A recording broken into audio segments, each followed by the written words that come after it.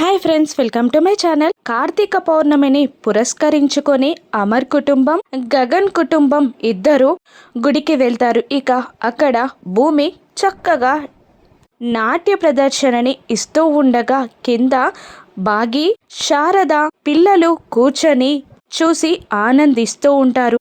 అమర్ కూడా ఆ నాట్యాన్ని చూసి సంతోషపడుతూ ఉంటాడు. ఇక ఇంతలో శోభాచంద్ర ఆరు దగ్గరికి వచ్చి ఇలా అంటూ ఉంటుంది, నేను కూడా నా కూతురితో కలిసి నాట్యం చెయ్యాలి అనుకుంటున్నాను అని శోభాచంద్ర ఆరుని అడగగానే ఆరు తన శక్తిని శోభాచంద్రకి ధారపోస్తుంది. ఇక దాంతో శోభాచంద్రకి నాట్యం చేసే అర్హత వస్తుంది. ఇక భూమి శోభాచంద్ర కలిసి నృత్య ప్రదర్శనని ఇస్తూ ఉండగా అమర్ కుటుంబం, గగన్ కుటుంబం ఇద్దరూ కలిసి హ్యాపీగా ఆ నాట్యాన్ని చూస్తూ ఉంటారు. వాళ్ళ అమ్మతో కలిసి నాట్యం చేస్తూ ఉండగా భూమి కూడా చాలా సంబరపడిపోతూ ఉంటుంది.